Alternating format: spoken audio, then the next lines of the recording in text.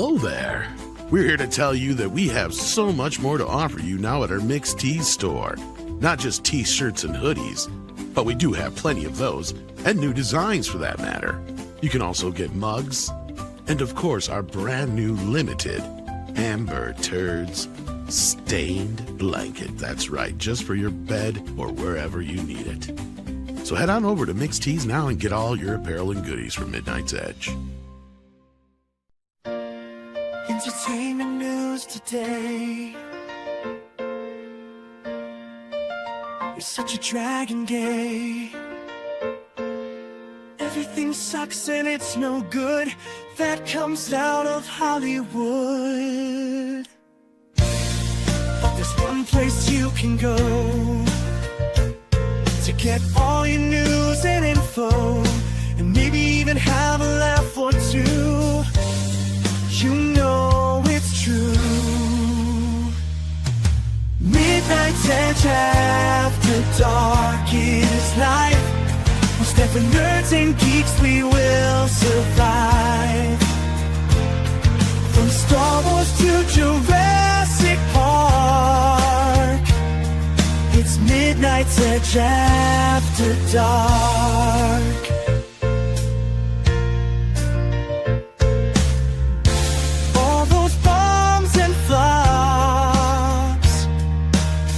But MEAD never stops.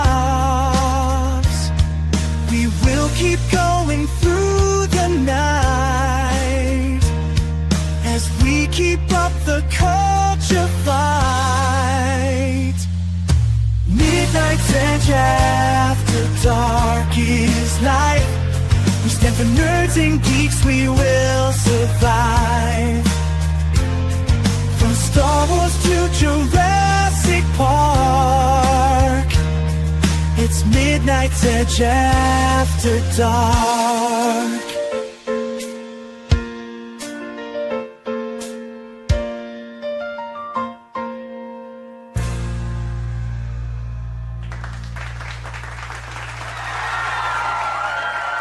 It's Thursday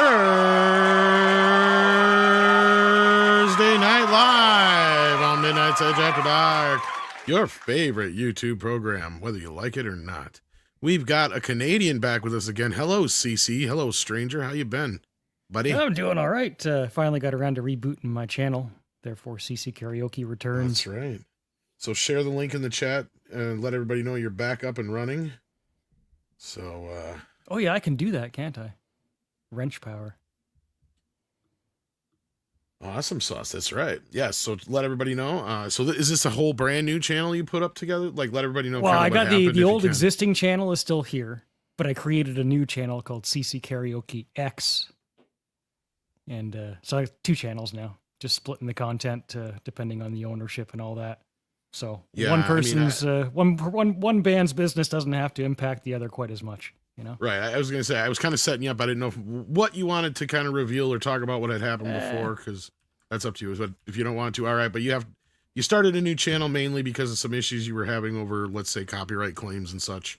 There's a third channel on Rumble, so that might answer all the questions anybody has. That probably doesn't have any issues, right? No, because Rumble's where everybody goes when things don't work elsewhere. Like MEAD Radio. Until then, all of a sudden, when I decide to do that, guess what happens? The old PC took a dump. Ooh. After all these years. The original Midnight's Edge big bastard took a dump. It's pretty much. I got to get on it. I got to get some money together for an external hard drive. Hopefully, get all my music off, and then maybe I can reboot it or something. Yeah, you got it backed up. I hope, right? It's been a while since I have. I needed to buy some storage, but let's keep moving along here. We got Professor R2 joining us. How you doing, Professor R2? Doing well. Evening, everybody. Good evening to you. And you may know Professor R2 if you know Price of Reason, because he hangs out with Price of Reason nearly every night over on your channel. Isn't that correct? Or channels, plural. On Tuesdays and Thursdays, we have the Night Owl. Isn't it every night? I thought it was every night. Maybe it should be. Wow. No, for some reason, I thought it was like every night. I don't know why. It really should be. But no, it's Tuesdays and Thursdays for now. Okay, yeah, that's right. So Tuesdays and Thursdays at 10 o'clock Central, right? 11:45 p.m. Eastern. something like that. Yeah, I've been on there a couple times, but I 10:45 usually come Central. in after you guys have already started. So. That's true. That's true. And yeah, it's 11:45 p.m. Eastern, Tuesdays and Thursdays, and it's on the live stream channel because a lot of people that know me are actually subscribed to the main channel, and they don't always know that the live stream channel is a different one. Like I said, I'm trying to get to 1,000 on it, and we're getting closer. So if anybody wants to subscribe, that's like my PBS, like when they ask for money and stuff. Yeah, this is the same. But by the way, just so we you know, have here actually. I turned on PBS after years that I didn't watch it the other day, and they're still asking for money. Like, they haven't stopped. The past, 40, 50 years, all they do is ask you for money. Yep. Pretty soon they're going to be asking for a lot more. And it's probably well-deserved, but yes. Indeed. So anyhow, I don't really have any major topics for today. Like, it is kind of a slow news day, at least as far as I can tell. I was busy writing a script, so I didn't really get to keep up with anything. I know there's been some talk over Predator, which is one of the videos I was working on. What else is going on out there, guys? Pedro Pascal, I guess, was freaking out again about trans rights and calling J.K. Rowling some shit or something like that. What's going on there? Yeah, What he silk said blouse was he something. wearing today? He got annoyed at J.K. Rowling for Yeah. something. I'm trying to remember. What did he say exactly? Because I actually saw the quote, but I kind of just... Pedro Pascal, there's nothing... It's not even a shocker. I expect him to behave that way. He's kind of an idiot, so... He said, some really annoying things throughout the years. Nothing that he could say now would really surprise me. But let me just check He to see called exactly what her that quote a was. I don't heinous loser. Oh, okay. Was Oh, it he called. Loser. He called all the people that were Republicans losers, if you remember, and then did a mustache And Yahtzees, symbol. if I remember right. Yeah. Yes, he basically painted them in the same brush as German mustache man. And I guess now she's part of that as well. Right. Listen, I think you've said it a lot of times before that she basically is woke herself, J.K. Rowling. The only place that she kind of separates from these type of other woke people is that when it comes to the women's rights and that she doesn't agree to the whole, pronouns and 70 genders, that's the only place that she doesn't agree with all these other woke people. And Pedro Pascal comes from a place that I believe he has I don't know if it was a brother that became a cis. How do I explain this one? I believe that's the case. I know where you're going with. I think let's put it this way. He had a sibling who I believe transitioned. Yes, it was a sibling that became more than meets the eye. Cross the point and no Transformed. return.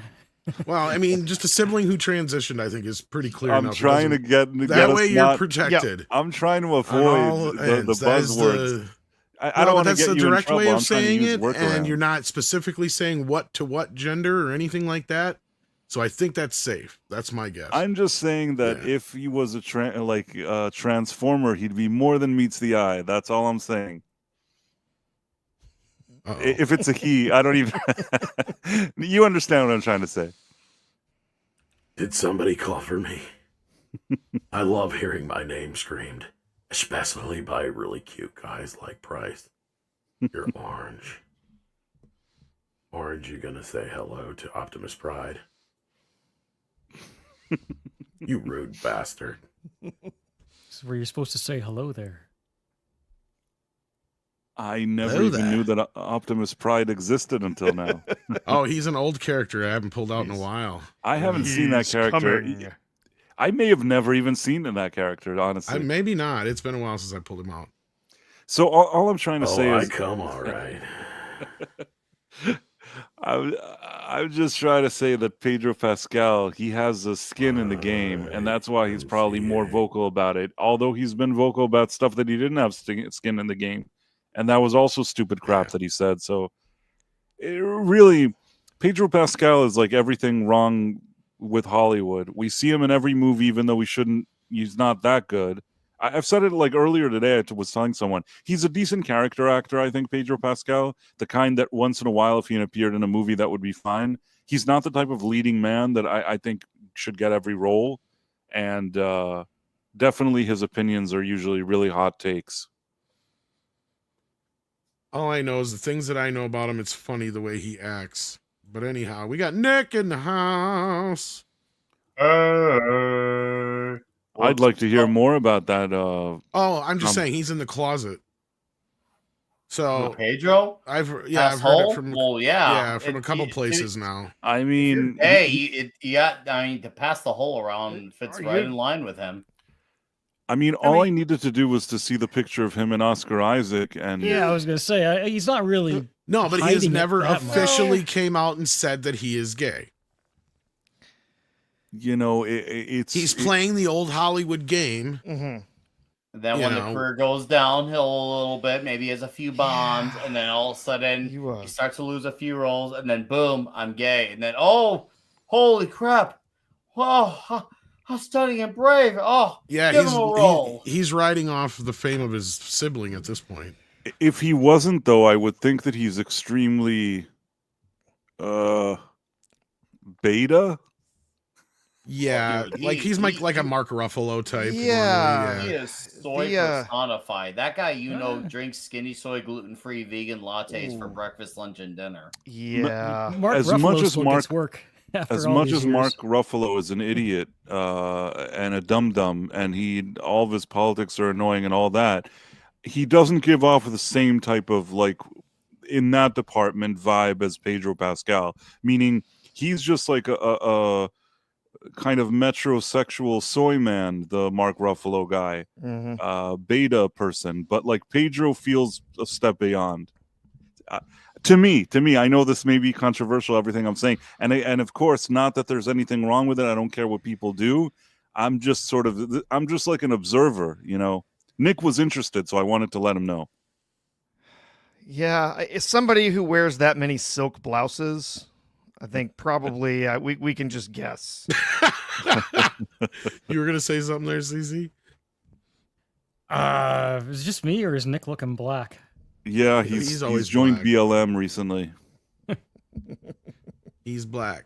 I'm still waiting for my mansions, but I haven't got any money yet, so I'm still He's trying. right. You are. I got a grift to pull, so excuse me. Still waiting on those reparations, man.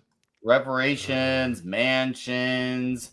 Maybe they'll name a street after me. Maybe I'll even get a star at the Walk of Hollywood. I'm ready. Nick's gonna man. put the man in mansion. Oh.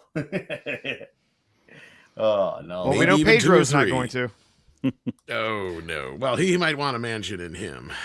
Well, outside of his biology, past holes many things, but a man is not one of them. So, yeah. I was going to ask more seriously. Do you know, Tom? Have you heard anything? Is he easy or hard to work with? Because I mean, the fact that Gina Carano and him got along and still technically are supposedly friends, I think that speaks to his character. I don't think he's a dickhole or anything like that. And the people that I've talked to that have kind of vicariously know him and have kind of given me some of the info on him have never really said anything bad about him. They've said he's a very sweet, gentle guy. I mean, honestly, probably what we see a lot of him out there is probably true. He probably does have a lot of those anxiety problems and all that kind of crap. And since he is of that persuasion, that's probably why he generally, finds one of the female cast members to attach themselves to. And of course, you know how white women are.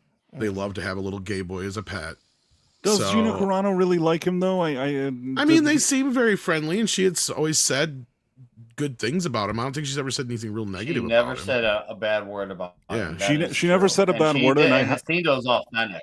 It sounded very. I actually believe her when she said that. No, and he hasn't said a bad word about her. But you know what? If I had to take a gamble, I'm going to go out on a limb here. I'm going to say something very controversial. He seems like the type of guy that would be nice to her and she'd be nice to him. And behind the scenes, he'd go and tell, the producers that he has concerns about the whole pronoun situation. Meaning, if that were true, that wouldn't surprise me. Yeah. I guess what I'm getting at is if he still gets work, right? Whereas maybe Rachel Ziegler won't get work. And if he does, if he, as you say, Price, if he goes in and does it professionally with the producer one-on-one in a closed setting, then he's acting in a professional way that's going to get him hired again. Really, it's even if that's smarmy, right? Yeah, it's just his politics that have gotten in the way. Yeah. You really think if he has not said anything about the politics or done the stupid memes that are worse than Gina had ever done, and constantly putting his foot in his mouth like he is here, honestly, there's nothing I would say about. I could give a fuck if he's gay. Because look, I know I don't care about that. Yeah, I've said it many, many, many times. Guess what, guys? Hollywood's been gay for over 100 years. Like, do you want a news flash? Like, 90% of the people that work in Hollywood are fucking gay. Okay, that's just. I also don't care. If Passhole kept his mouth shut, he still ain't Reed Richards. I don't care what people do in their spare time. I only care, like, if he's in a movie and he's good in that movie. And also, like, I prefer that you won't lecture and be like a jerk all the time. But aside from that, whatever the guy, like, you know, his preferences are, not my concern. I mean, it's really, I think that only in more recent years, when it's become weaponized, this whole thing, it got on people's nerves. But otherwise, what people do in the privacy of their own home is not really my business. That's just my opinion. I mean, 16-bit. Here's the thing about Chuck Norris. Chuck Norris is so masculine that he turns gay men straight, right? Like, I mean, I believe that. Yeah, I knew you would. And I wanted to say another thing about Pedro, that if you recall, the whole thing with Gina that started with the pronouns that led to the final things, everything that happened, all the bullshit, it started because he thought that to his name he needed to start, not only to his bio, but to his name he needed on Twitter to add the pronouns because they were so important. And then people that saw him adding to the names, you know, the pronouns to his name, and Gina didn't do it, started bothering her. You're not wrong, yeah. And nobody stepped in. Nobody stepped in to say, hey, you know what? It's not a mandatory thing. You don't need to harass a woman and keep saying that you want to, you know, do bad things to her because she didn't put pronouns in there. No, nobody from Lucasfilm spoke. Not even Pedro Pascal could have said, listen, I personally put this in my bio, but don't bother a woman who didn't put hers in her bio. She's not obligated to do that. Please don't do that. That's not nice. He didn't do that. He didn't step in. None of those people said a word. As long as they were all writing crappy things to Gina online and harassing her,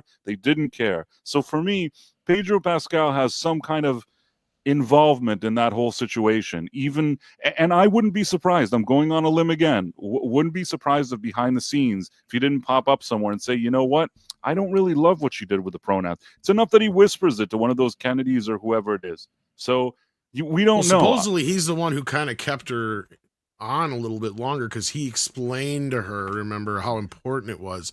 It was when they wanted her to go through the struggle session and all that shit went down the hill. Yeah. Right. So initially, maybe he did the minimum. Yeah, but I agree with you that he kind of set off the powder keg that kind of set the whole thing in motion to begin with. I agree with you. You're right.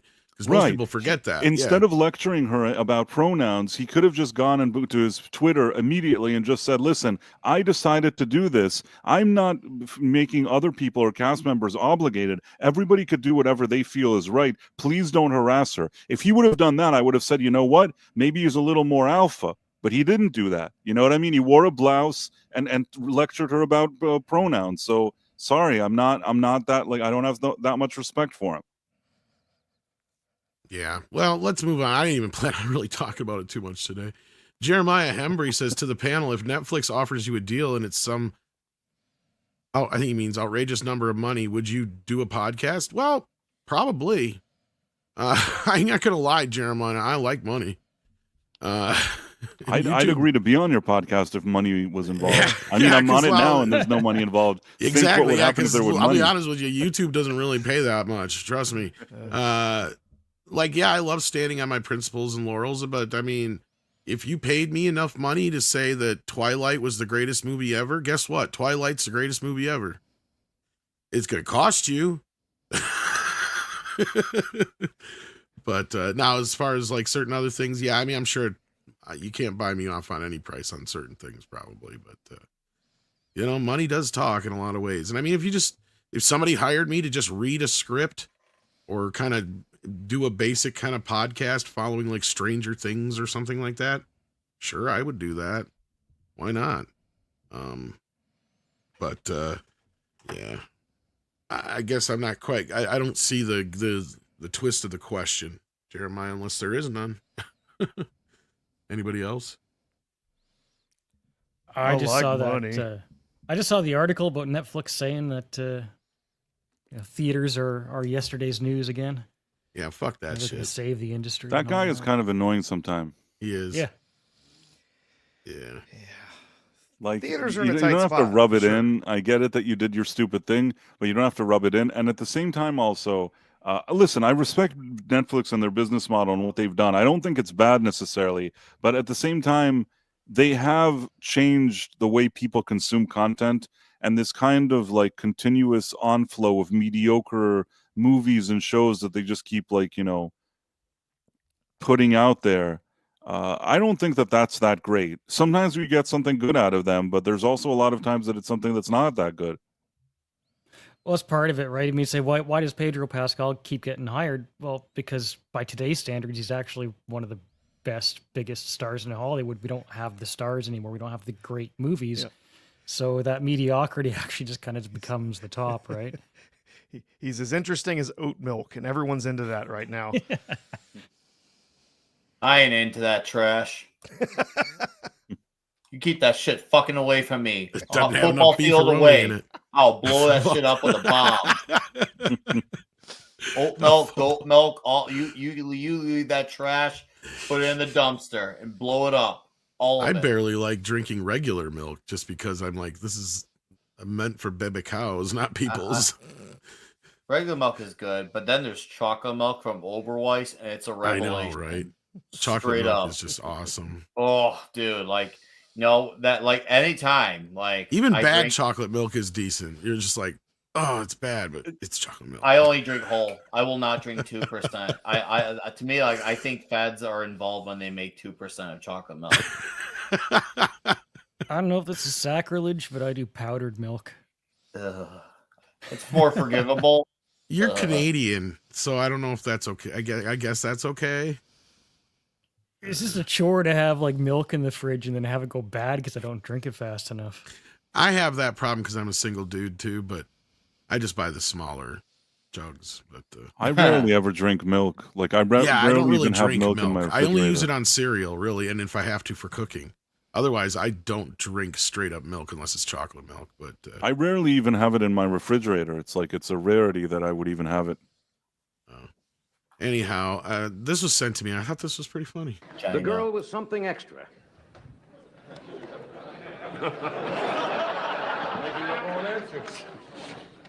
What do you call a girl whose measurements are 32, 24, 36, and 9?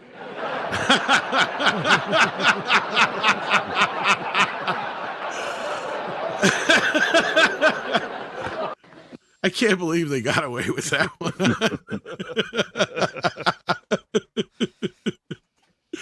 That's a little racy for Johnny.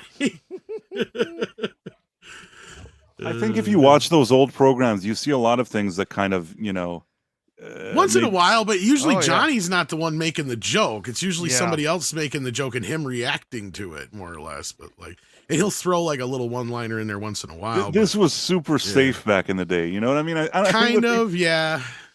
I don't think anybody there was no like activists saying like, how dare Johnny Carson say such a thing? Everybody True. was just like, ha, ha, ha, ha. Like That's- this was yeah, like an that's- easy joke, really.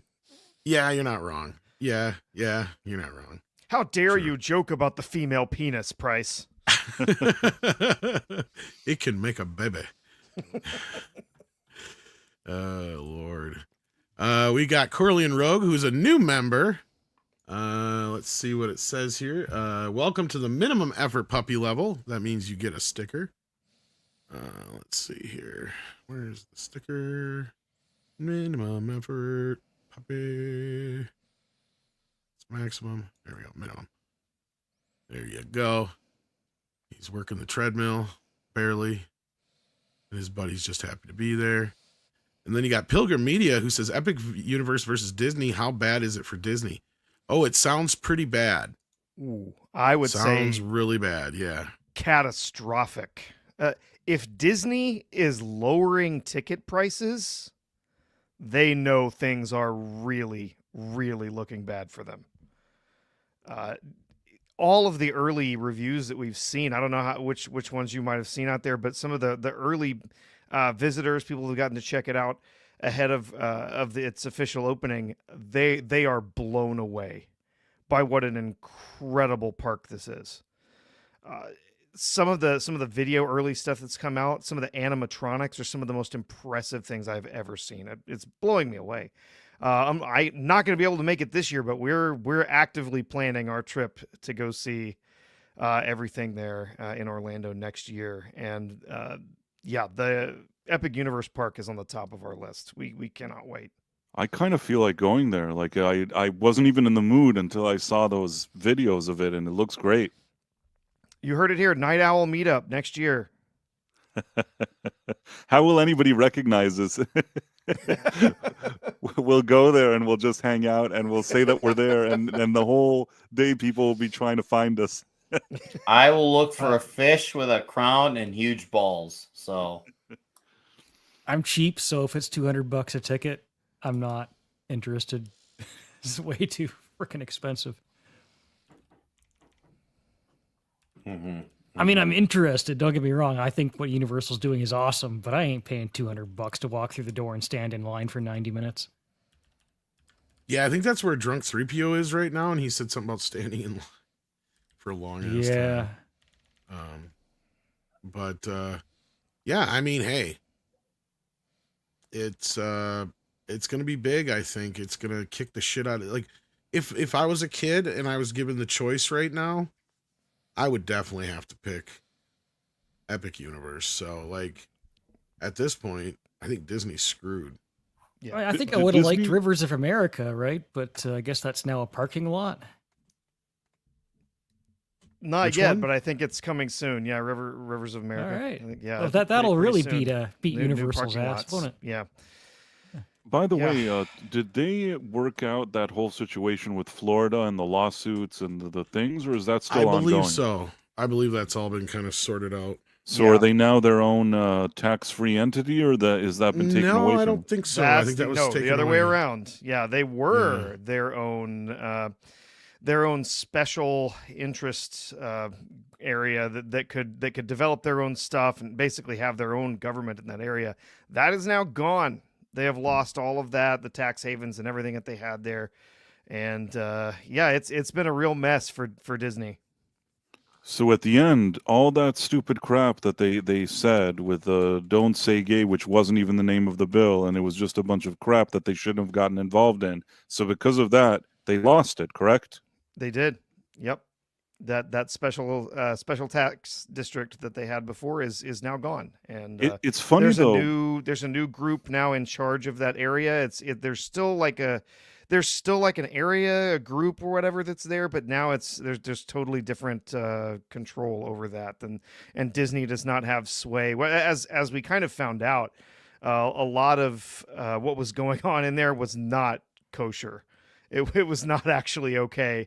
They were doing lots of things like that. That district was supposed to be sort of a government that was separate from Disney, and there were ties all the way down literally to the Disney making the name tags for the people that were helping run the district. Like they gave away all sorts of freebies and stuff to the people there. It was a massive amount of corruption, but it was all just cool because it was Disney. So yeah, it was a real mess. My question is okay, so they got a financial hit from that thing that they caused themselves. All the movies aren't making money, or a lot of them aren't making money. Their parks now are also kind of wobbling with the competition. And the funny thing is that Disney has so much money that still all of this is happening, and they're still sort of getting by. Like, you'd think that at some point something will happen where it'll really hurt them. And I feel like I haven't seen them hurt yet. At some point the money runs out. Apparently not. I don't know. They have wild. a lot of money. I've told people this many times, that a guy that I know that works like in finance and really involved in things like that I know, he told me that they have so much money that they can afford to make a lot of stupid mistakes. And he told me that a number of years ago, and I always think of that when I see that they continue to just kind of keep on trucking. No matter what they do, they could still do it. I don't know. Maybe their assets, whatever they have, is still worth a lot, and they can afford to make a lot of very big mistakes, I guess. I mean, they got sports and they've got the cruise ships. Cruise ships are doing well right now. Yeah, the cruise ships general are still terms, doing well, whether it's Disney or otherwise. Yeah, and sports stuff and Hulu. I guess some of this stuff is making money for them. I don't know how, but I guess it is. Disney Plus is not the content that they made there. Well, but because sports always makes money, even sports, generally when it's its worst times, it usually generates something at least. Right. And that's what I've said, and it kind of proved to be true. Is that my dad and other old folks are going to be the type to never drop the cord until sports becomes impossible to get on cable. And that's basically what's happened in the last 3 to 4 years. So now my dad, I got to hear him all the time gripe about how he's got to go through YouTube or Amazon or something else to a whole nother package to get all of his baseball and football all the time now. So, I mean, football's a little bit easier than baseball, but that's because, A, there's so many games of baseball, and plus they're split up all over the damn place. It's just, it's one of those things. So with Netflix, though, I think their biggest issue is they should never be saying anything bad about the theaters, because a movie being in the theaters makes any movie that's on Netflix worth that much more at the end of the day. And I can't believe they don't see that. And they already killed the video industry along with Blockbuster.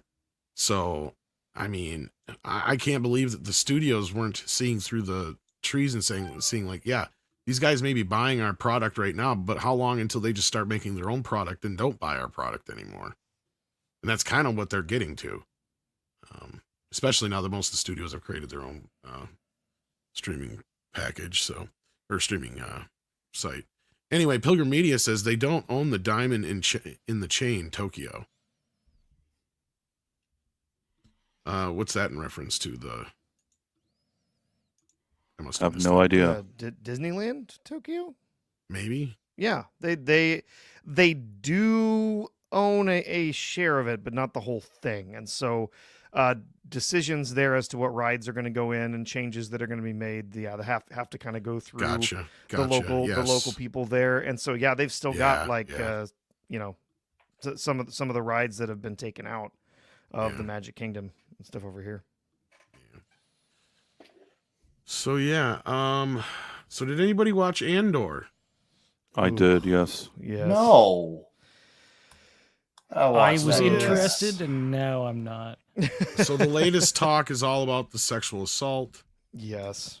And how that's, it's, I don't know, you got the debate that's going online with this is kind of crazy. It's like, first of all, one side is just like, look, sex shouldn't really be a big part of Star Wars. It never really has been. And then the examples that people are trying to bring up are ridiculous as fuck. Like the main one is gymnastic ones, like Jabba and Leia, right? What? Like that's the one they bring up. And I'm like, when did Leia get sexually assaulted by Jabba? I missed that part. Well, he licked her and he touched her and he put her in a bikini. I'm like, okay, first of all, I don't remember his tongue actually touching her. And he's basically just tormenting her. And he has her on a chain like a trophy. At no point did I ever think he's going to fuck her. Because there's no fucking physical way they could. No. Dude, sometimes a slave is just a slave. So, yes, she was caught. And she's a trophy. She's basically a na to the fucking rebels. Like, look what I got. Mm-hmm. Well, I will say Sorry, Nick was going to say something else, Price, before you continue. I'll you go on. For Price, and then Price can slide in. But no, I want to hear what Newcastle say. An asshole is just an asshole. It doesn't mean that they're istophobism, all the above. Sometimes you can just be a plain jerk. Sure, there are some assholes who are also douchetarians, racists, fine. But just because you're one thing doesn't mean you're always by default all of those things. And that's what these types of people do. They play these games where they reach them because they need something to be true. Well, this happened. That is literally not that. Well, you may want it to be that, but it doesn't make it that just because you want to feel that way. And then the typical defense to that is, well, it doesn't have to be actual, the R word, grape, to be sexual assault or what. Yeah, I'm like, no, not rape, well. Yeah. Or even attempted, it's pretty cut and dry. Well, the SA part, right? Like the SA part they're getting at. I'm like, yes, I get what you're saying, but at no time did I really kind of take it as Jabba was trying to get off on Leia. You know what I mean? Like, yeah, it just, Yeah, it's not about the sex. It's about the power that he has over her and the fact that she's Princess motherfucking Leia. He's like, oh, looky what I got here. Right? Like, Today they wouldn't even make that scene. They wouldn't even. Oh, of course allow not. She's that. almost been completely erased from Star Wars memory outside of being in the movie. Do you realize that they don't even make figures of her anymore because of, and she was one of the that version of her was of course one of the more popular characters. Popular, yeah. The thing is that, and I think that this is the problem with this whole Andor thing.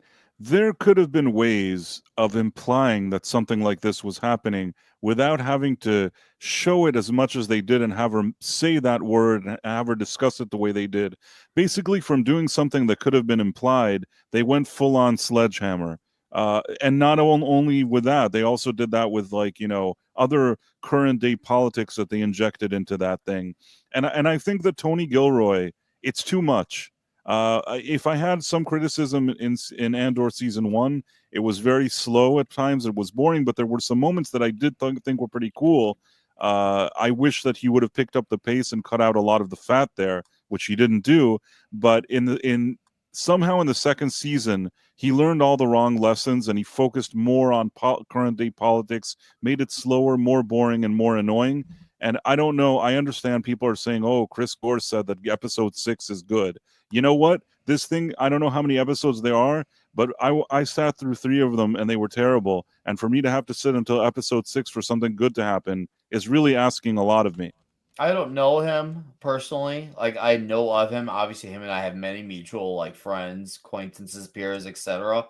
But he said the same thing about Born Again. And I'm not as polarized as others are about Born Again, but it definitely did not live up to the hype. And I recall him saying that it did get better, and it really did not. I know that's my opinion. I know it's my opinion, and I have nothing against him personally, but I definitely don't see how it, like, got better. It pretty much stayed right where it started, up and down, up and down, up and down. Right. It was uneven throughout, and I don't feel like there was a moment where you're like, okay, now we're cooking. It was uneven throughout the whole series. I still didn't hate it as much as other people did. I recognize that the Netflix show was a lot better, the Daredevil one and all that stuff, but I think that I was okay with whatever Disney did because it was the best they could do with how poorly they do things. It was the best they could do, I guess. It wasn't very good, but it was watchable for me. But I don't think that Chris Gore's description that it gets wonderful after episode 5 was correct there.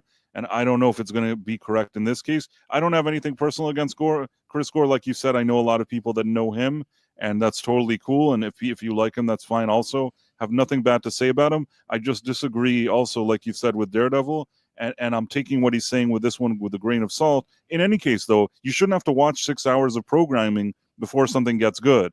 Out of 12 hours, how many episodes are there here?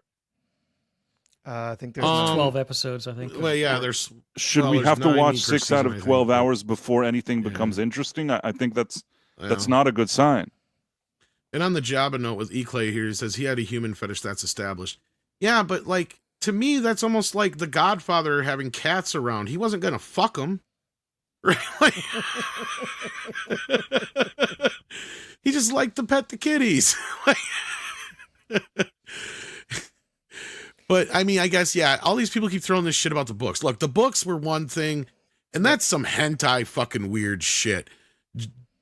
George established Jabba is basically the Godfather, right? Like, that's what he is. He's a gangster, and he's this huge slug creature, right? Like, and that's the thing is, this whole idea of interspecies shit, like, it's never really been a thing in Star Wars. Like, maybe it is in some of the books, but guess what? I don't read homework. I just go by what's in the movie. Yeah. So I think it's much like you said. She was a trophy. Yeah. So was Han in Carbonite. Exactly. Yeah. He likes him right where he is. He kept around to show his power, to show, the control that he had over his domain and over other people, so that he's more menacing. He's more terrible. He's got a princess on a fucking leash. Right? Like, that's what he's showing off there as far as of course, as a kid, never once did any of that kind of crap dawn on me. Yeah, sure, as a teenager, I clearly, noticed the bikini. Who wouldn't? Right? But to me, I never once thought that he was going to fuck her. Nor did I ever really see, here was my thing about Star Wars and sex. sex has always kind of been like this thing that's far, far away in another galaxy. And the only time it's even kind of remotely kind of hinted at is obviously the twins were born. Han and Leia are getting romantic. And then you have, Lando hitting on her a little bit. That's about it. Right. And then when the prequels come along, obviously at some point they have sex and have the kids. Right. So but other than the romantic scene next to the fireplace, there's not really all that much sex in Star Wars, or it's not really a romantic kind of, the romance that is there is that old swashbuckling fairy tale romance. Does that make sense? It does, but there's one thing I have to say about Revenge of the Sith that does, but I actually like that out of the prequels the most. There's one thing that kind of bothers me sometimes when I think about it. Anakin is like sleeping in the same bed as her. Nobody noticed this. Nobody noticed that they were sleeping in the same bed together. Anakin could just slip in there and nobody noticed. That's kind of strange. Force powers. I'm not even sure she noticed, Price. I mean, I know he was very skilled with the Force, but come on, could he neutralize entire systems and just be able to enter there and spend the night and nobody would notice? I've always might have wondered a point. about that. Maybe she didn't even know he was there. Just my thoughts, of course.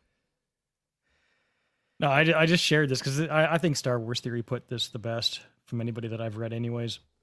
And he's a big fan of Star Wars, and it doesn't. Yeah, I mean, when you think about the original movie and the way Vader takes control of the situation, right? The only thing I would say is, and this is I accept Star Wars Theory. I think you said a pretty good thing here, that it describes it well. The only sentence I would remove is Vader wouldn't tolerate that shit, nor does the Empire condone it. I mean, they were cool with killing some kids and stuff. I don't know what they would condone and what they wouldn't. Yeah. I think that the idea here is that this is a type of program that you're not expecting it to go that far in it. There's probably a way of implying what's happening without going all the way. Too. But Tony Gilroy wanted to go all the way, and probably Kathleen Kennedy loved it because they used the R word, and there was the toxic male doing the whole Me Too things that she loves, and this is exactly what they wanted. They love this. Here's a good example. Price, actually, there's a perfect example in Star Wars. Okay. Attack of the Clones, right? Shmi Skywalker. In the movie, as far as you're concerned, she was just beaten or, hung up by the Tusken Raiders and whatever, right? At no point do you necessarily think, she was probably violated sexually, do you? No. But in the novel, it's hinted that she was violated sexually. Okay, so that's I think. See, and that's what I'm saying. Is it important in the movie? No! Nope. But if you want to add that little bit in the novel and get into some little extra territory, fine, what the fuck ever. Because it's not the movie. The movie is a place where families are supposed to be able to go and watch and enjoy. You could say that maybe some things are better for little kids, maybe sometimes it's for teenagers or whatever it is. But once you go the way this Andor thing went, and nobody ahead of time kind of really advertised it that way, you're taking something and I think you're taking it to an extreme. So I agree. There's ways of implying, there's ways of hinting, there's ways of alluding to, and there's just on-the-nose sledgehammer, and Andor is on-the-nose sledgehammer, and that's the problem. And I'll say this, if Andor was at least awesome, I'd say, hey, you know what, that's a controversial point, but look how awesome the show is. But I was basically bored for 3 hours, and then at the end she's like, oh, he tried to serve me grapes. I'm like, oh, and then Mon Mothma is dancing at a bar mitzvah or something. Man, I don't even know what I was looking at. That thing was a bunch of crap. Sorry, not bar mitzvah. It was it was her daughter's stupid wedding party or whatever. The Sweet 16, the Sweet 16 wedding party, whatever that was. So stupid. I saw that clip. I was like, what the hell is this? Andor was hanging out with some DEI Duck Dynasty rebels on some. I was like, when did mountain. We get to Section 31? Yeah, exactly. Yeah, you didn't like DJ Ball, whatever that floating around. DJ Ball. in Andor, there's a Lord. they have the whole ceremony in Andor where it's all this beautiful orchestral music and everything, and then all of a sudden the DJ disco ball droid shows up and starts pumping techno everywhere, and everyone's raving. It's ridiculous. It was the crappiest. They couldn't even put on good techno. You know No, what I it was mean? Like, awful. if you're already going to do this weird techno, it sounded like the worst. Like, if you went to a nightclub in Ukraine in 1999, that track would be playing there. And I don't know why that has to be in Star Wars. Sorry, nothing personal against Ukraine and their nightclubs, but you know what I'm saying. You know what I loved about the first Star Wars? What? Is that when they're in the cantina, the music that those guys are playing sounds like something from out of this world. It does. Right. I love that. It doesn't sound like anything it's got a little jazzy beat to it. Don't get me wrong. I'm not It going to has sit a there little and pretend. jazz, but it's vague But enough. it's a weird kind of little mix with jazz, mixed with electronic, mixed with fucking John Williams, just whatever, you know. It's just weird.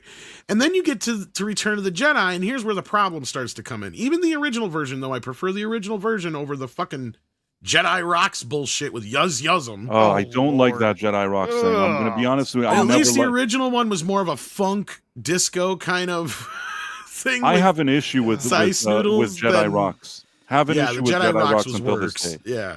It's And then this awful. stuff is just like the next step, right? Like, I'm getting tired of this stuff. It's like, this is not Star Trek. Even in that, I can at least understand somewhat. You know, like, I don't have as big of a problem with sabotage in, like, you know, in those kind of modern songs in Star Trek. 'Cause it's like, look, they listen to classical music in Star Trek The Next Generation and stuff. By the time you get to that point, guess what? I hate to break it to you. Everything from Pink Floyd to the Beatles to the Beastie Boys to Dr. Dre is going to be considered classic music. Like, but the problem with that is, and here's where the issue, and I understand some people's point, Kirk ain't going to be sitting there listening to like the equivalent of Mozart while he's stealing a car, right? Like, Yeah. I mean, like the Orville does it fantastically, right? Because the captain loves Billy Joel. That's part of his character, and it comes up over and over again. So if he's listening to Billy Joel, that makes sense, right? That's not Right. different from Patrick Stewart, you know, being a fan of classical music and the finer things. Yes. That's part of his character, Yes. right? Exactly, yeah. No, and I mean, you can have fun with things like that, but that's an extension of our world. Star Wars is not our world. So the things that feel like more farthest away from what we do and how we think, react, and act in our world, the better, as far as I'm concerned. Like, to me, like, I love like the Ewok song, the original Ewok song, Yep. No. right? Yeah, it sounds like its own little like thing. It's made up on the spot by these guys. Sure, you could probably equate it to some tribal music, I'm sure, which is what it was based on, but Sure. You mean know, the final track that was replaced with yeah, they made new music Yeah, to it. replaced with Yeah. they other removed thing, yeah. Yub Nub or whatever, and then they did like there was something else. There was a different song at the end of Return of the Jedi, and then they changed it, right? Yeah, it's a little bit more victorious song, a little bit bigger, and then Yeah. it swells into orchestra, and it shows you all these other places in the universe that don't fucking matter because we've never seen them yet. That change was at least more acceptable, even though after years of watching the original with the song, it kind of was strange for me that it was a completely different ending. Yeah. Not to mention that Anakin as the Force Ghost has always bothered me. As a Oh, that's younger awful. Anakin, That's standing No, next to I like the original version. To me, it seems like a more personal victory for those guys. Yep. It's a, you know, and it kind of fulfills the whole idea that George had from the start of, you know, this empire with this huge technological beast of a weapon was going to be brought down by some ragtag rebels and a group of little fucking munchkin furballs. right, You but know? also seeing Hayden Christensen at the end is an issue. Yeah. Why is he? Yeah. Yeah. Why isn't it young Obi-Wan in there? Right, I mean, That makes no sense. Yeah, Yeah. I agree with you there. It had to be either or. Either he's seeing them both young now and he understands that like they're now Force ghosts and somehow they're all youthful for some reason. I don't know why, but that would be one thing. Or he sees them both old, but that he would see one old and one young is just strange. And I think that George Lucas was tinkering too much with his own creation. Yes. Oh yeah, and that was actually not even added, as Doba Fett points out, until the 2004 version of the Yep. special editions. Yep. Yeah, which he's done changes since then to him too. Like, to me, the thing that was over the line was making Ewoks blink. Like, just like, dude, what the? Not once did I notice or care. And the whole thing with hiding R2 behind a rock. Like, how'd he get in there now? Like, he can't maneuver that well. He did it for marketing reasons, the thing with Hayden Christensen, because he wanted to tie up because everything. it was tying it in with episode 3, yes. Right. He wanted people, like a new generation, to watch it and still feel that connection to the original trilogy, but somehow, whatever his intentions were, I think that at some point I wouldn't have have cared if stopped. it was like the 5th or 3rd freaking DVD release we'd had of Star Wars, but that's my biggest gripe of all time, is that the guy who stood in front of Congress saying that we need to preserve and protect directors' visions, turned around and destroyed 2 other directors' visions. I don't care if he was the producer or not. I don't care if he owns Star Wars. At what point does he feel like he has the right to fuck with Empire and Jedi? I don't care. Yeah. Like, Star Wars, fine, whatever, dude. You pissed me off, and that's the one you've ruined the most, in my opinion. But Empire has some of the changes to it that just make me scratch my fucking head going, what the fuck? Like, the little things, like when R2 gets ate by the swamp monster. In the original version, he goes, "You're lucky you don't taste so good." In the special edition, he says, "You're lucky you got out of there alive." Yeah. That makes no fucking sense. No. Like, I don't understand that change. What was his issue? What did he care? I don't know. Because, see, the little I think it was because George didn't like the jokes. Because there's a few little jokes here and there throughout the film. Because he, for instance, does not like the "I love you, I know" line. He hated that. Yeah. Right. Oh, and he had that we're talking about the changes that they made with Hayden's putting Hayden Christensen in there as the ghost. That was the same changes, the same release when they changed Boba Fett's voice to be the same, to use the voice of the actor from Tamora Morrison, to use him instead. Why did that have to be changed? It didn't. Boba and Jango are not the same person. They could have. I mean, it makes sense as that they would possibly have a similar voice, but that was probably one of the least of the things that bothered me. Doesn't really matter. No, those kind of things are like cosmetic, and George has always done these cosmetic things to every one of his releases of every one of his movies, almost, except for the ones that he doesn't give a shit about, i.e. Howard the Duck and Willow. Yeah. like those are the only 2 he hasn't messed with because he just doesn't care, right? Like, otherwise, believe it or not, he has tweaked almost every other one of his films in some way, shape, or form without you knowing it. In some ways, he's tweaked things that a lot of people have never noticed. If you've ever really That's what I'm watched saying, the breakdown of the things that he's changed, like for instance, there's hardly a shot left in any of the 3 movies where anyone actually gets hit with any kind of like blaster bolt. He'll cut 2 frames so that you don't actually see them getting shot. Like the bolt's coming and then changes shots. And then he'll also do things like he added the sound effect of the guy's head hitting. Yeah. When he comes in the door.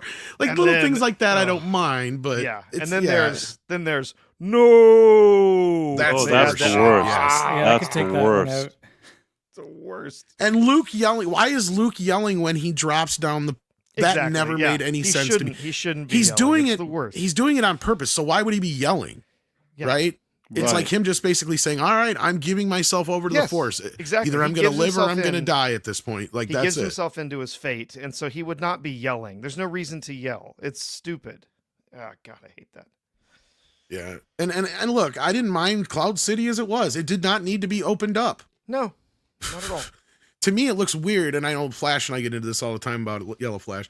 Because he's like, "Oh, I like that part." I'm like, no, it looks weird because it looks like it's put in front of shit that's not supposed to be there because the lights don't match. It's like, just looks weird. I don't know. It was fine. We had an establishing shot. We know where we are, right? Like, I don't need all this extra bullshit. I thought the set design was great, right? It's a great set. I love Cloud City. It is one of the most boring parts of the film, but yet it's exciting because of all the character dynamics and what we're looking at. And it is one of the prettier parts of the Star Wars films if you sit back and look at it, right? Because that's one of the few times Leia's allowed to just be glamorous, kind of. And, everybody's just kind of chilling out at this like really nice like hotel place almost, like, you know what I mean? Like it's just kind of like cool and calm and everything until the storm breaks with, oh shit, Vader's here and shit like that. Yeah. Well, there's a reason that I stick to all of the 4K 77, 4K 80, and 4K 83 Oh, yeah. when I want to watch Star Wars. I have no interest in watching any other garbage that he's stuck in lately. And I thank Rick for my copies that I have that Mm-hmm. are amazing. So yes, thank you for that. Anyhow, let's see what you guys are talking about out there in the chat. We got Ace Hanlon who says Netflix is tone deaf. They make content slop. Yeah, that we were talking about that before the park stuff, so I brought it up again because yeah, I saw that part where he was talking about theaters. What's his name? Sorrentos or whatever the hell. Jeff something. Starts Ted, with an S, I think. Ted Ted Sarandos. Sorrento. Since that's it. That's it. Not even Jeff. Something like that. Ted Sarandos was talking about that. It's like, dude, you are so fucking stupid. Like, the theaters are the only things keeping movies alive at the end of the day. Netflix is more or less television, right? And that's where these movie companies need to understand that streaming is television. It is not a theater experience. Well, and most of the movies are what we would once have considered TV movies as Or far straight as the to quality video, is yeah. concerned. Or straight to video, yeah. Or straight exactly. to video, yeah. 16 bits in the house. How you doing, 16-bit mascot? He sends in tree pity. See what you did there. Says, ahoy, Tom, CC, Price, Nick, Professor. Cheers, fellas. Thank you so much, and cheers to you. Ahoy, hoy. And then Bucky Cat says, it's the last gap trying to get attention. Last gasp, not gap. Gasp trying to get attention.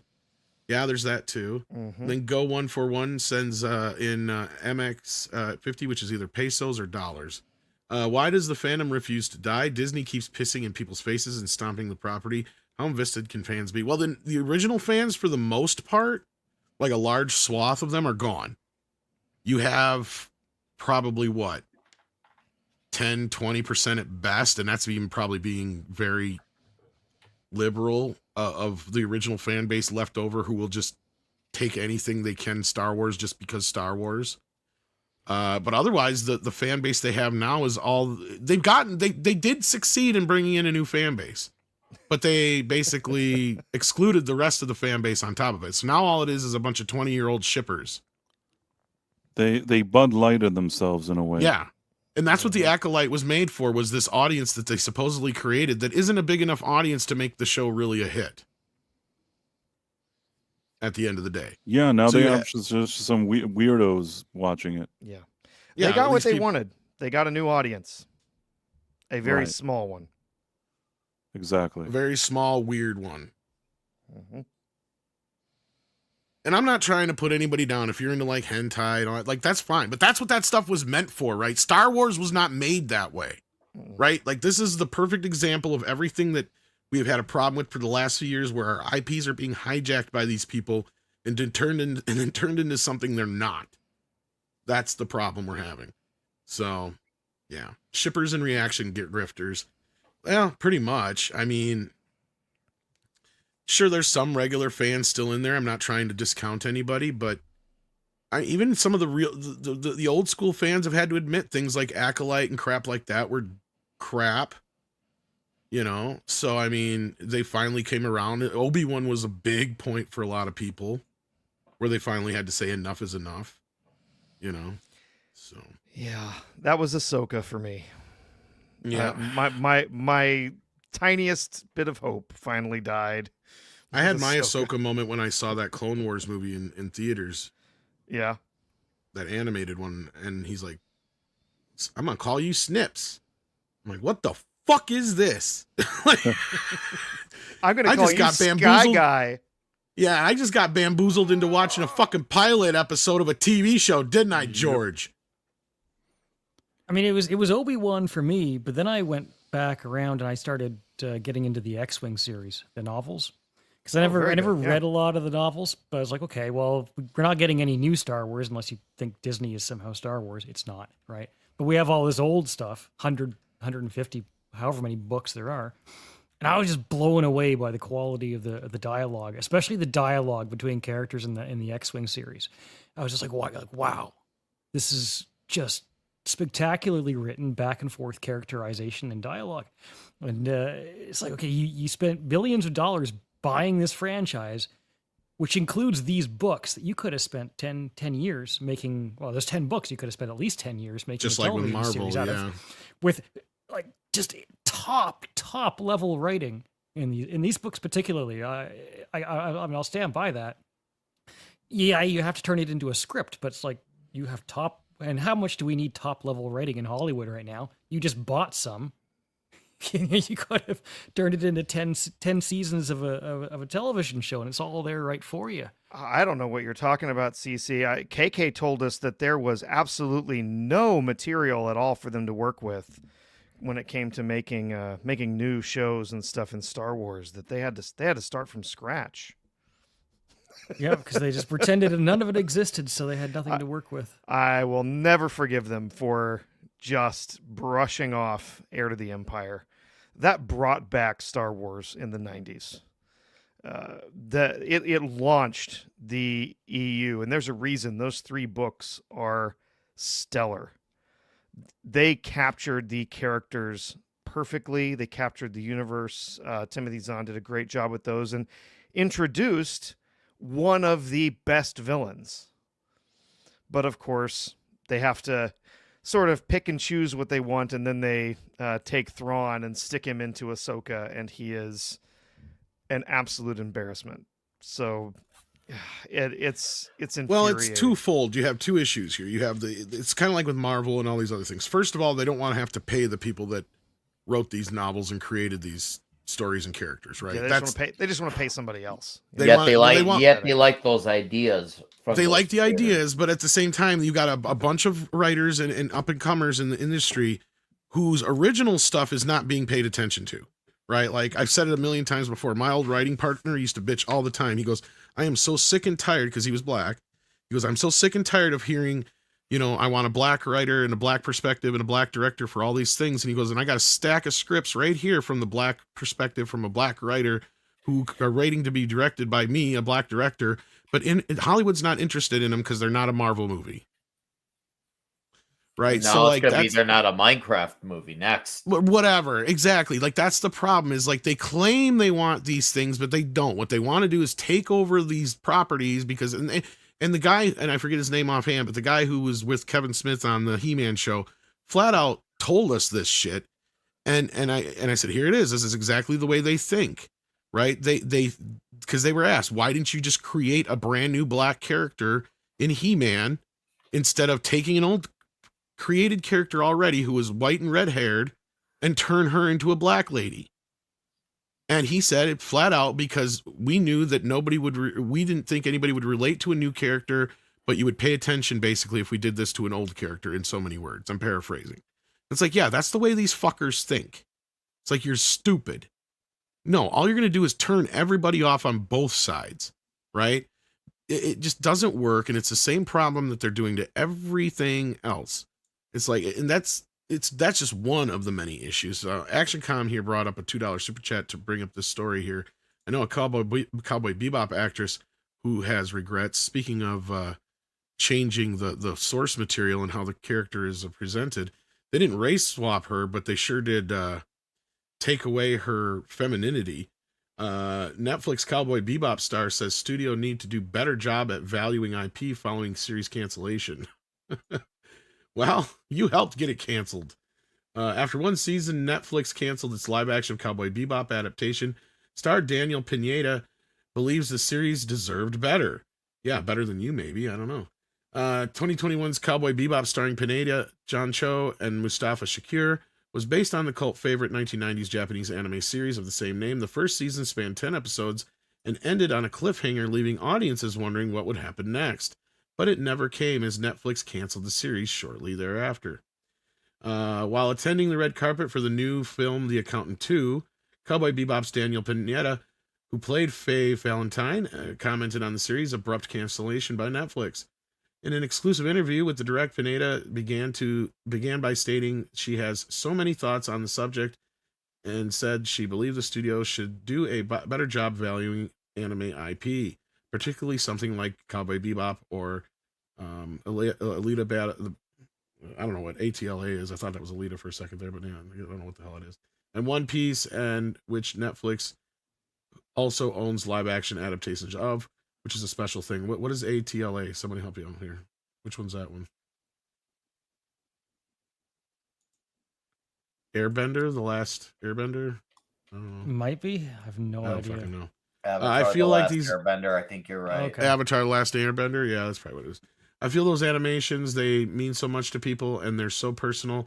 And I think people really connect to when they watched it and the point of their lives. And so I just feel like, and I'll say this, having been in one, I think that those studios, they need to do a better job at valuing that IP. It's really special, and people on Bebop, they worked very, very, very hard, but it's just a special thing. Yet you were out there saying that your Faye Valentine was not going to be the Faye Valentine that was in the anime. Remember that? Well, maybe those were the talking points that were given. Well, she's not really saying that here, though. No, would they end up being? Did any of you guys actually watch that? And was it end up being that Faye Valentine from the book or not? Because if it ended up being different, then clearly she was right, talking point or not. Yeah, and she goes, I feel okay, we got that part. Netflix's Cowboy Bebop was ultimately divisive when it was released, with some fans outraged by certain changes to the source material and others appreciative of, the live-action attempt. Series gained 45% on Rotten Tomatoes. Pineda added she understood why fans felt the way they did, but also added she felt the show deserved another season to prove itself. Gotta make this bigger. I can't read shit. I want to clarify something. So, I understand why the fans felt the way they did, but I also think that there's a lot of really cool, wonderful things that we did. And I also wish that we could have gotten a second season. You know, sometimes you just need one season to get things going and then prove yourself. Okay, so it's not, you basically just admitted right here, it's not technically Netflix's fault that the show sucked. The fans didn't like it. Then she goes on to say, I want to clarify something. So many years ago, when the franchise came out on Netflix, I was shooting a movie in Puerto Rico. And I was goofing off, and I made some, I'm not used to anyone watching my videos. And I made this dumb video kind of poking fun at myself because I was getting all of these DMs from people saying, like, you're terrible, you're fat, go away, just like awful, awful messages. I don't remember anybody saying that. They were just saying you weren't dressed like the character. And then people even pointed out, anyway, let's finish this. So I just made this, like, on a whim Instagram story, just joking about the fact that, like, sorry guys, I'm sorry I was cast, and I used the word fans when I meant to say trolls, and that got caught wind. And everybody was like, she's hating on the fans. And I was like, this is getting lost in translation. I'm responding to trolls, not fans. And it really gets swept up anyway. I just had to put it out there. Okay, well, here's first of all the problem with fucking responding to trolls. And trust me, I would know. Is, yeah, it doesn't work out well. And you're misinterpreting what she's totally misrepresenting what she fucking said. She was saying that, I get it, you guys want to see somebody in some skin tight outfit, but that just doesn't work in reality. I'm paraphrasing here, but this is almost exactly what she said verbatim, because I've seen the video enough times. She goes, I'm sorry, I didn't need things crawling up my crevices. And what did fans do? They went and found a bunch of pictures of her modeling in fucking bikinis and shit. So they weren't saying anything about her body in a negative way that I saw. They were just pointing out the fact that you're just sitting here saying you can't dress like that, yet here's a bunch of pictures of you dressed in even less clothing. That's the part I saw. What about you guys? Did you guys remember this at all, or am I misremembering? All I remember was vaguely All I remember is her initial statement, and a lot of Cowboy Bebop fans were put off by it. I never actually followed up with it, but to me, that was like the warm up to the bitch named Zegler. That was like we were getting buttered up with this lady. Then Zegler was just like, "Oh, don't worry, she's not so bad. Here comes me." So then, this type of lady became an afterthought once Zegler took the role of bitch of the decade. No, and that's all there is. So she doesn't even address that part. So she's totally misrepresenting what happened there. Totally misrepresenting that. Because I know we did a couple videos on that. All I know is I watched one episode and I was out. I had no interest in watching anything else. And I do remember the some of the fan baiting crap that was going on with that, saying, "Oh yeah, it's the fans' fault that this isn't doing well." It's like, no, you made a crappy show. You made a terrible adaptation of something that's, again, I don't think it's that they don't value the IP. I think they don't value the fans. They don't care about what the fans want. They want to make their own thing. And fans don't want that. They want the thing that they already love. I thoroughly enjoyed the One Piece adaptation on Netflix. One Piece was fantastic. Personally, Yeah, I did like that. I've seen the anime part and the live action part, so I've seen them both, and I think it did a great job. I know some people may disagree with that, but I loved it. They're getting a second season. They deserve to get a second season because it was good, and it felt faithful to the show. Now I know they had to cut a bunch of stuff out because. And that's going to be the bigger problem they're going to have to face there, right? That's out of their control. 1,100, 1,200 episodes. Of the anime. Well, and but there's a lot of filler in the anime. There is, so I think there is. but like even if you take like the One Piece, version of One Piece, which is a fan edit that cuts it down to like 600 episodes. That's 600 episodes. I don't know how they're going to do that, right? There's still a lot of stuff there, but they did a good job with the first season. It felt fluid, so I'm excited. I mean, I'm definitely looking forward to the second season. It's just so well cast. And that's the thing, right? Casting. Yep.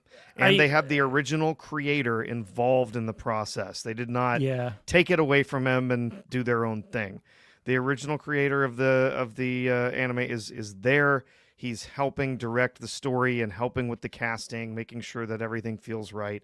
And they're doing right by the fans. And from what I've seen of the casting in the second season, it looks like it's going to be another big hit for Netflix. And I hope they keep going if they can keep it quality. Yeah, I mean, if you're talking about One Piece, I like the One Piece show. So good. Yeah. SFX 314 Sabretooth Raptor sends in $10. Thank you very much. Says if they actually used Thrawn Trilogy, X-Wing series, Shadow of Empire, Clone Commando series, and others, Disney would be surpassing Apple and Amazon in stock price. Alas, it's up in smoke. I don't know if I'd go to that extent, but I think Star Wars would be much more successful. That's true. They probably would have made their $4 billion back. What'd you say? They probably would have made their $4 billion back. Oh, for sure. It would have been a brand that generates billions of dollars regularly for them every year. I mean, I think at the very least they'd be selling a ton of toys, and when they put out a show based on one of these books, it would be in the top 10 on streaming, right? You would be there. Yellowstone's at the top. I checked out of the whole. I never got into House of the Dragon because it's like, why watch a show that's going to end poorly? And it was like, it's kind of like the same things. Like, I know where Luke Skywalker ends up in Disney Star Wars, so what's the point, right? But it was nevertheless very, very popular, right? At least for it. I mean, I don't know how it's going to go going forward, but that first season did well, right? And I'm sure if they'd followed the canon, respected the lore and all that, and done a good job with it, there's no reason it couldn't have just been a staple, been successful every time they put out a series. People would tune in. Mm-hmm. Then we got Garuk, who sends in $5 and says next week's episodes are set a year later. Betcha the SA is mentioned no less than twice per episode. Now I don't even understand. Okay, so I know they're doing like some immigration or whatever you want to call it allegory, undocumented. And so who is the one that actually SA'd the character? That's my question, I guess. Was it some member of the Empire? Is that what they were trying to... It was an Imperial officer. Yeah, an Imperial okay, so officer. they're basically trying to say all the people in the government are doing this stuff to these undocumented immigrants, is what they're implying, right? There was a bit of a vibe of that going on. They so really not wanted... at any point are they implying that any of the people that could be performing these SAs could even be, people that are the same as them. Get my drift. Yeah. They're coming from the same place, let's say. Yeah, no, they don't imply that. They never. They had a certain agenda that they seemingly wanted to peddle here, and it really felt very heavy-handed. Mm-hmm. That's what I'll say. And again, there have been shows that I've watched that maybe had an agenda or whatever it is, but at least if they're made well, like if you look at the first season of Squid Games, there's things that you could say that are anti-capitalism, anti-West, but it is a really compelling and interesting story, and I was engaged even though maybe there's some propaganda there or something that's not aligned with what I believe in. I can still enjoy it if it's well written. And with Andor, I couldn't enjoy it because aside from these things that we're talking about now, it provided so little. And that's, I think, the main issue with it. Yeah. And then we got DCB Titan who says, I still say she was just pissed that the guy wore Faye's outfit better than she ever got. Wow. Ouch. Ouch. Maybe. I wouldn't say she's a bad looking woman at all. I just think the way they dressed her and made her look in the show did not look remotely like the original version of it. And I can understand why fans were upset. So, and I think she's misrepresenting what actually happened there and trying to, I mean, backtrack a bit, I guess, for lack of a better term. Is that one way to put it? Anyway, that being said, let's wrap things up unless there was other things to talk about. Because I got a video to edit. CC, what you got going on? You got a new channel up? Yeah, I'm just mostly the next couple of months I'm just gonna be re-uploading videos to the channel that I've already made before, but I have to get them back up on the channel, so that's my thing to do for a while. Got about 1,000 videos left that I haven't posted yet. Sounds like you'll be busy. Fun.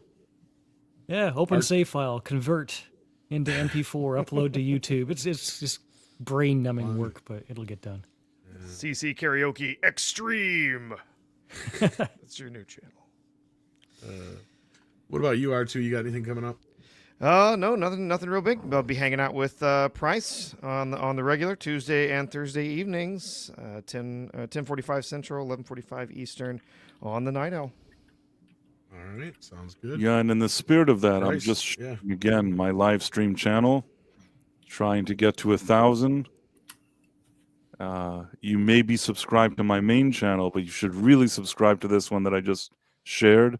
So if you haven't done that and you have a second, just click on that link and subscribe, and all will be well. All right. Do it. Do it. And Nick, you've been quiet. What you got going on? Sorry, I just really didn't give a shit about fucking Star Wars. See how much I don't give a shit? I didn't even talk about it. Anyways, outside of that, yeah, I do have a channel. Klobby's Comic Shop tomorrow night should be fucking huge and diabolically great. And member stream Saturday afternoon, late Saturday afternoon. All members can come in, big or small, doesn't matter. It'll be great. And Klobby's Toxic Tuesday talking Young Guns, and videos will come out whenever they do. So yeah, come check me out and hope to see you guys around. It's gonna be huge. Awesome sauce. And thank you, Six, for the donation to PayPal. She says nipple butter and Twilight is her favorite movie. Okay. There you go. And thank you for that, Six. I appreciate it. And yes, Sadie, I know I got to get you some dog food. That's probably what we're going to buy with that. So appreciate it. I'm secretly a werewolf. Oh, if I was, that'd be so cool. And we got everybody, so yeah, check me out eventually on the morning show. I think I'll be there. Who knows if I'll pop out anywhere else? Yes, Sadie, I know. I know you know. So we're trying to end the show. Well, I can't do it if you're bumping my arm. Anyway, thanks a lot, guys. Take care of yourselves and each other. I know. I'm ending it now.